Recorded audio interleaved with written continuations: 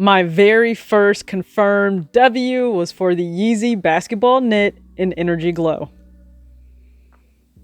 The box will read knit instead of boost on the side. I picked up a size 7, however, I think you're free to go up only a half size. I was super cautious in terms of the fit of the sneaker, so a 7 works, 6.5 might have done a little better. Fresh out the box, they grab your attention, not because of the design, because of the actual Energy Glow colorway, and also the effect on the knit, like that purple you see. That wasn't advertised anywhere, but I am a big fan of that. But turning the flash off, as you guys can see, you have a very polarizing sneaker, not only for the design, but also based on the perception of how to get the shoe on. The difficulty there turns a lot of people away. The upper knit pattern and design of the basketball knit is very reminiscent of the Yeezy Boost 350 V2 Compact, which we've now seen in slate blue and slate red. The semi-translucent midsole allows us to still see some of the knit peek underneath, but then also carry around to the back of the shoe, which we know has this very polarizing 3M cap.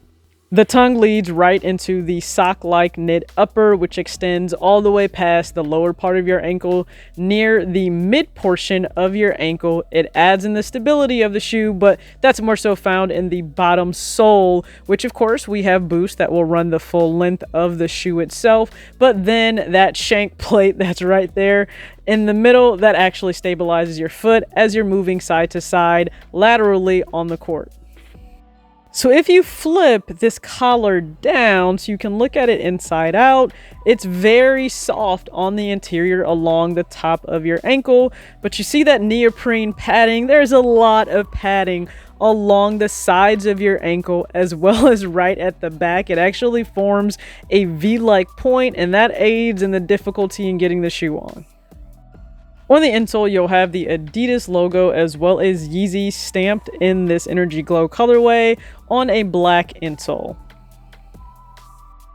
For the upper, we know the 3M on the back heel shines bright, but also the flash takes effect on the upper knit portion. So as you can see, on one sneaker, it will reflect more blue, on the other, more purple, interwoven with the Energy Glow colorway itself. I am curious on your thoughts for the upper featuring this effect, where one sneaker reflects more blue, the other more purple, at least to me. So please be sure to comment below. I'd love to hear your thoughts. Or would you have rather just had a complete solid Energy Glow for the upper? Hopefully you also checked out my video with some helpful tips on how to get the sneaker physically on your foot. If not, I'll be sure to link that below, but there's no reason to waste time. Let's go ahead and check out how I style this very athletic and performance-based sneaker, which also means an athleisure approach will be taken for all 3 looks. Before we slide over to the outfits, here's a quick on foot for the basketball knit in Energy Glow. Seen here with the sneaker, the minimal everyday nylon pant in black. As you can see, the full design of the sneaker completely disappears under the bottom hem of pants extended over the top of the sneaker. So if you prefer this aesthetic here, which does give it more of a lifestyle appeal, then you can absolutely achieve this by simply wearing pants that fall all the way over the top of the sock-like collar of the shoe. If, on the other hand, you want to show off the socks being worn with the sneaker, as well as cinch your pants to allow it to fall higher than the sock-like collar of the shoe, by all means, you can do that, and that's featured here. Be sure to comment below if you like the sneaker with the higher collar shown or hidden beneath pants. As always, be sure to comment below which look is your favorite. On the left, the very first outfit will feature one of the New York Yankees casino pack hats from Lids, the Adidas black and white trefoil tee, and then my them versus us what the WNBA shorts. If I want something a little bit less dressed down, let's keep the Adidas shirt in white and black, but instead add the Adidas jacket in the olive green and black colorway and the minimal sweats that zip at the bottom. I know this is outdated for some, but I'm still a big fan of these. The second look is topped off with the knit textured beanie that is also Adidas and the Privé Revaux glasses. The third look features a basic graphic basketball t-shirt by H&M, the minimal reflective pullover, as well as the black minimal everyday pant, and the struggle dad hat, because it is a struggle to get these on. With the positivity, that's why I don't worry about the things that I don't see. Yeah. These days I don't worry about much. I think we should have some more fun. I still dream about the days when we were young. I'll take a hit and still. What's going on, everybody? It's your girl TJ back on another video on Talks with TJ. Thank you so much for tuning into a breakdown of the brand new Adidas Yeezy basketball knit in the Energy Glow colorway. Now, we originally saw this a little quick shock drop back in November of 2021, but then with the slate blue colorway in December of 2021, I wasn't able to get my hands on that, and now I have the Energy Glow. So I think this is definitely a less safer colorway than the previous colorway to drop, but nonetheless, I'm happy to have it. Now, if we're talking about, again, just the aesthetic of the sneaker itself, when you're looking down, so top down, I love the silhouette. It very much so reminds me of a 350 V2, but more so the 350 V2 compact because of the knit pattern and material that will differ from what you see on a traditional 350 V2. I'm much more a fan of this knit. I will say that it's softer and feels better on foot.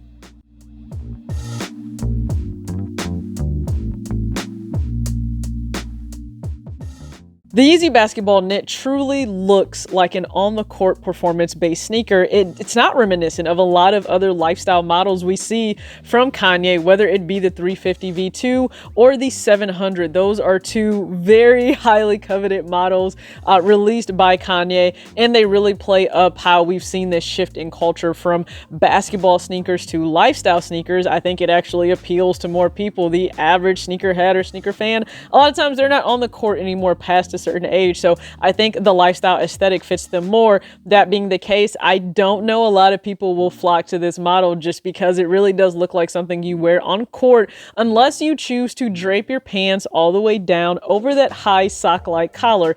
If you do that, then I think you really get more of a lifestyle casual appeal, and if that's the case, I think it can attract a few more consumers.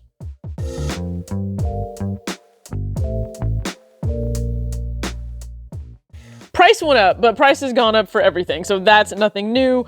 This Yeezy basketball knit pair retails for $300. That's what I paid on the Confirmed app, and with tax it was $321. Now, for this specific pair or model, we thought it would release at $260, still on the higher end, but the official retail price was $300, and that was announced back in December when we saw a full release on the Confirmed app for the slate blue pair.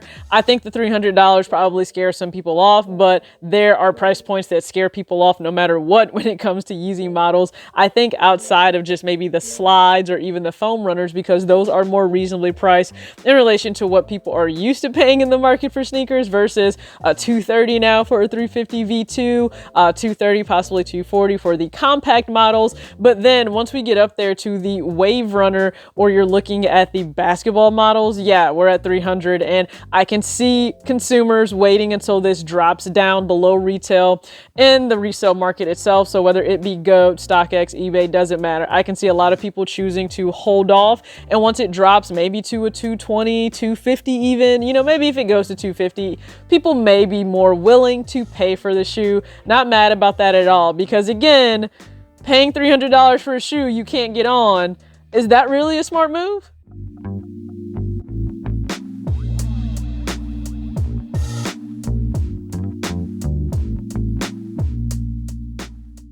Now, I prove with my helpful tips the shoe is not impossible to get on, but it's a little more difficult than your average sneaker to get on. I mean, heck, if we're looking at a Jordan MA2, it's meant to not even use your hands to get on and to leave by the door. Trust me, you're not leaving this basketball knit pair by the door. Maybe in your gym bag, maybe in your car, if you have plans to go actually play ball somewhere, but you're not leaving this by the door because it's not really that easy to get on, so it doesn't make sense to leave it by the door.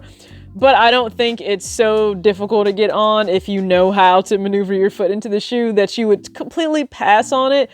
just because of that. If you really love the aesthetic of this model, and to me, it's the perfect mashup between, honestly, a Yeezy Quantum and the Yeezy 350 V2 Compact. There are elements from both that really just are combined and give you this performance basketball pair that you can wear on the court, but you can also take off of the court. And if you like to have your pants pulled up, you like that tapered down look, playing with proportions, this is a sneaker for you. You can play with a tapered look at the bottom of your pants, but you can also still just drape your pants over the top of the sneaker. The entire upper sock-like portion is completely hidden and nobody is none the wiser unless they actually know what sneaker you're wearing. And because this doesn't have any branding on it on the exterior of the shoe, only on the interior of the lining, people won't know just at a glance, unless they're really in the sneaker culture, that this is a Yeezy basketball sneaker. So you can actually get away with wearing quite a bit, I think, brand-wise with this. That's never a bad thing. A lot of people are moving to more minimal branding. I respect that. So with all that being said, my very first pickup on Confirmed app is the brand new Yeezy Basketball Knit in the Energy Glow colorway. Now we know another colorway is set to drop, I believe in April, maybe May, but that could be pushed back. A lot of things are still getting pushed back.